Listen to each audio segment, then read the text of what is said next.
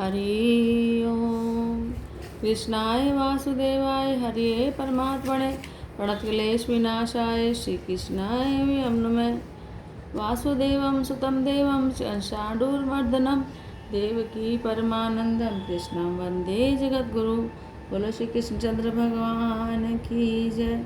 श्री भगवान बोले, भय का सर्वथा अभाव, अंतःकरण की पूर्ण निर्मलता, तत्व ज्ञान के लिए ध्यान योग में निरंतर दृढ़ स्थिति और सात्विक दान, इंद्रियों का दमन, भगवान, देवता और गुरुजनों की पूजा और अग्निहोत्र आदि उत्तम कर्मों का आचरण और वेद शास्त्रों का पठन पाठन और भगवान के नाम और गुणों का कीर्तन, स्वधर्म पालन के लिए कष्ट सहन और शरीर और इंद्रियों के सहित अंतःकरण की सरलता, मन, वाणी और शरीर से किसी प्रकार भी किसी को कष्ट न देना, यथार्थ और प्रिय भाषण, अपना अपकार करने वाले पर भी क्रोध का न होना, कर्मों में कर्तापन के अभिमान का त्याग, अंतःकरण की कुप्रति अर्थात जिसकी चंचलता का अभाव, किसी को भी निंदा आदि न करना, सब भूत प्राणियों में हेतु रहित दया, इंद्रियों का विषयों के साथ संयोग होने पर भी उनमें आसक्ति का न होना, कोमलता, लोक और शास्त्र से विरुद्ध आचरण में लज्जा और व्यर्थ चेष्टाओं का अभाव, तेज, क्षमा, धैर्य, बाहर की शुद्धि एवं किसी में भी शत्रु भाव का न होना, अपने में पूज्यता के अभिमान का अभाव, ये सब तो हे अर्जुन दैवी संपदा को लेकर उत्पन्न हुए पुरुष के लक्षण हैं। हे पार्थ, दंभ, घमंड और अभिमान और क्रोध, कठोरता और अज्ञान भी ये सब आश्रय संपदा को लेकर उत्पन्न हुए पुरुष के लक्षण हैं। दैवी संपदा मुक्ति के लिए और आश्रय संपदा बांधने के लिए मानी गई है। इसलिए हे अर्जुन, तो शोक मत कर, क्योंकि तू दैवी संपदा को लेकर उत्पन्न हुआ है। हे अर्जुन, इस लोक में भूतों की सृष्टि यानी मनुष्य समुदाय दो ही प्रकार का है, एक तो दैवी प्रकृति वाला और दूसरा आसुरी प्रकृति वाला। उनमें से दैवी प्रकृति वाला तो विस्तार पूर्वक कहा गया, अब तू आसुरी प्रकृति वाले मनुष्य समुदाय को भी विस्तार पूर्वक मुझसे सुन।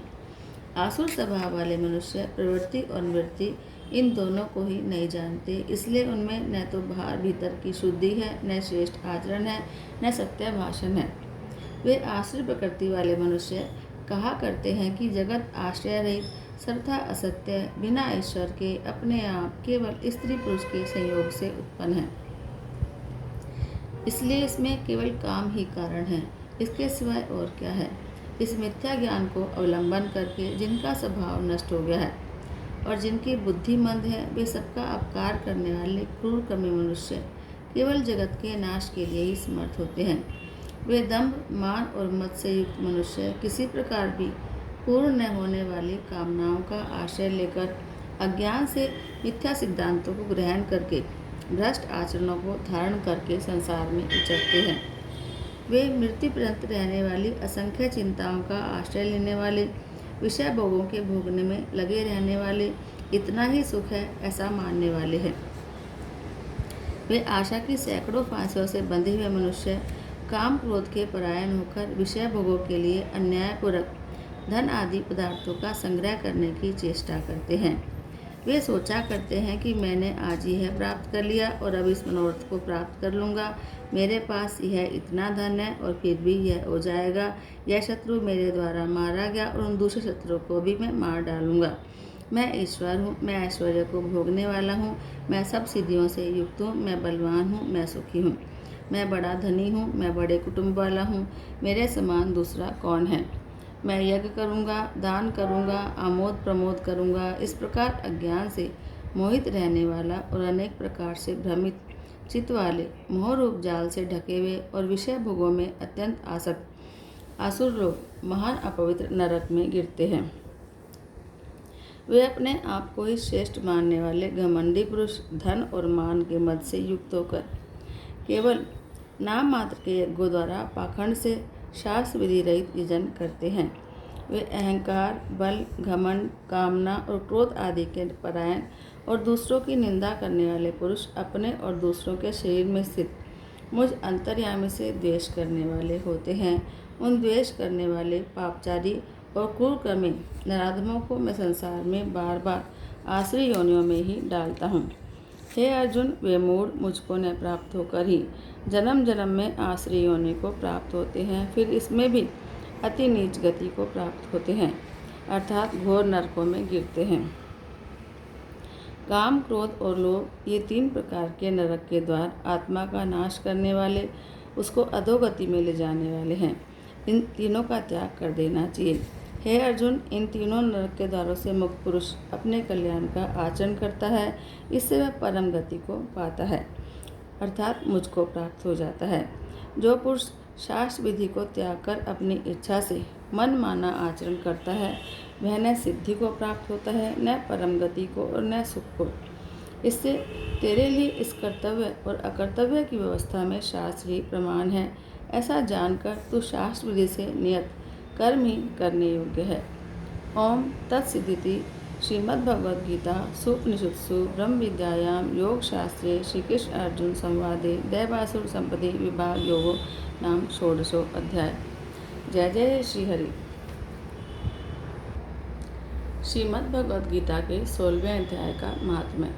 श्री महादेव जी कहते हैं, पार्वती, अब मैं गीता के 16वें अध्याय का महात्म्य सुनाऊंगा। गुजरात में सौराष्ट्र नामक एक नगर है। वहाँ खड़ग बाहु नाम के राजा राज्य करते थे। वे इंद्र के समान प्रतापी थे। उनका एक हाथी था जो सदा मद से उन्मत्त रहता था। उस हाथी का नाम अरिमर्दन था।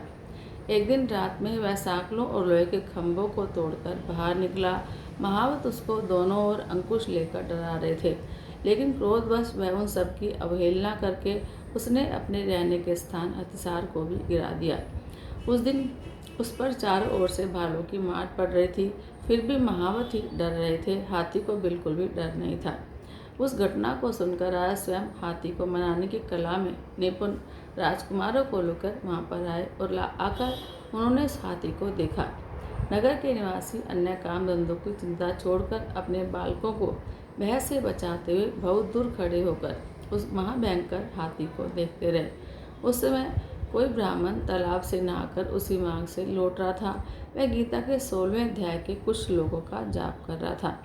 पूर्ववासियों और महावतों ने बहुत मना किया, किंतु ब्राह्मण ने किसी की नहीं मानी। उसे हाथी से भय नहीं था, इसलिए वह चिंतित नहीं हुआ। उधर हाथी अपने चिंगाड़ से चारों दिशाओं को व्याप्त करता हुआ लोगों को कुचल रहा था। वे ब्राह्मण उसके बहते हुए मद को हाथ से छूकर निर्भयता से निकल गया। इससे वह राजा और देखने वाले पूर्ववासियों के मन में विस्मय हुआ।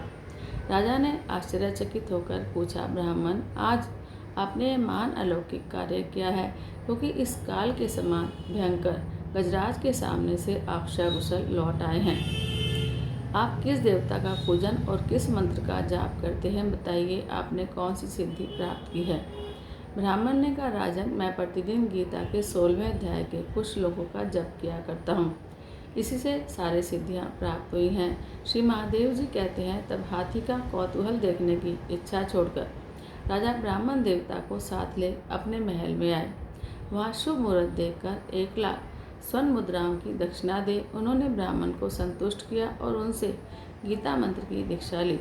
गीता के 16वें अध्याय के कुछ श्लोकों का अभ्यास करने के बाद उनके मन में हाथी को छोड़कर उसके कौतुक देखने की इच्छा जागी।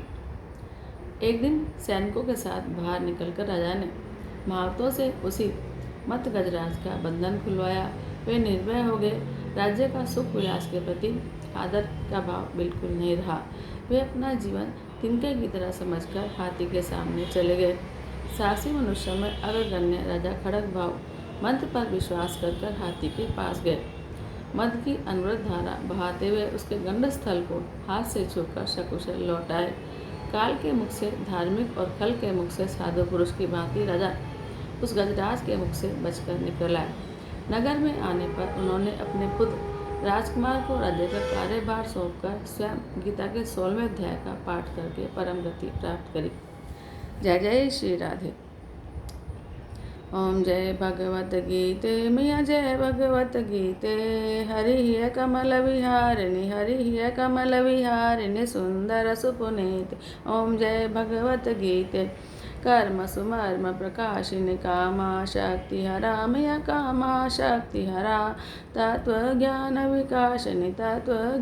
विकासिनी विद्या ब्रह्म परा। ओम जय भगवत गीते। निश्चल भक्ति विधायिनी निर्मल मलहारी मया निर्मल मलहारी शरण रहेश प्रदायिनी सब विधि सुखकार। ओम जय भगवत गीते। राग द्वेष विदारिणी कारिणी मोद सदा मया कारिणी मोद सदा भव भयहारिणी तारिणी परमानंद प्रदा। ओम जय भगवत गीते। आसुर भाव विनाशिनी नाशिनी तम रजनी मया नाशिनी तम रजनी देवी सद्गुणदायिनी हरि रसिका सजनी। ओम जय भगवत गीते।